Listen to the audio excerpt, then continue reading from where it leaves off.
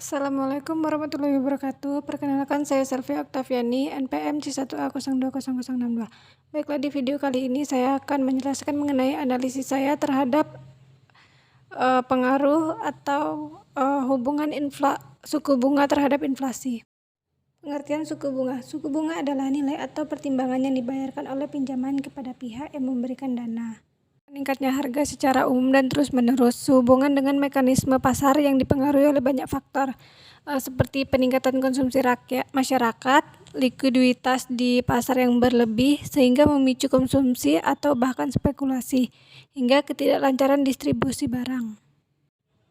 Bagaimana pengaruh suku bunga terhadap inflasi? Jadi ketika suku bunga rendah, maka makin banyak orang meminjam uang sehingga konsumsi bertambah. Karena uang beredar lebih banyak, ekonomi mulai tumbuh dan efek lanjutannya adalah inflasi menjadi naik.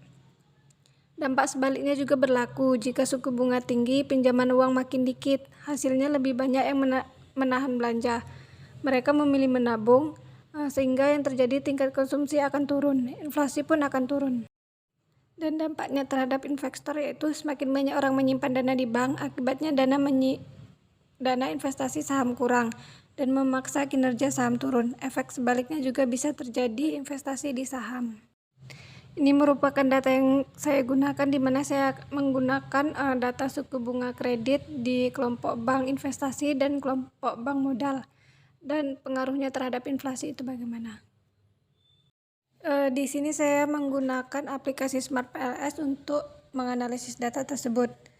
Dari data tersebut dapatlah hasil di mana R kuadrat atau R square yang digunakan untuk mengukur seberapa besar pengaruh kedua variabel. Jika variabel sebesar 0,67 itu tandanya hubungannya baik.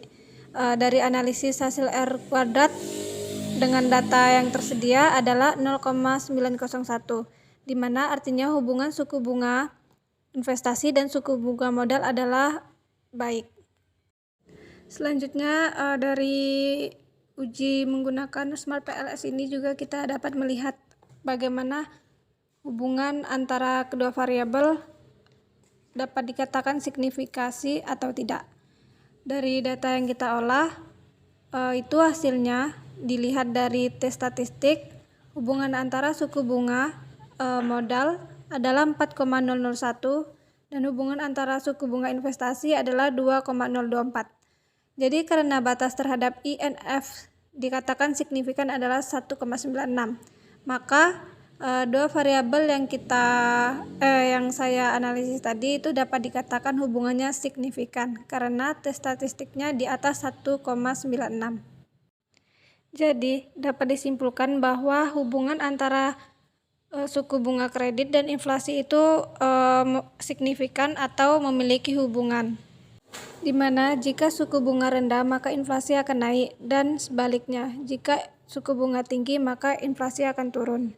Sekian penjelasan dari saya. Jika ada kesalahan saya mohon maaf dan diharap maklumi karena ini masih belajar.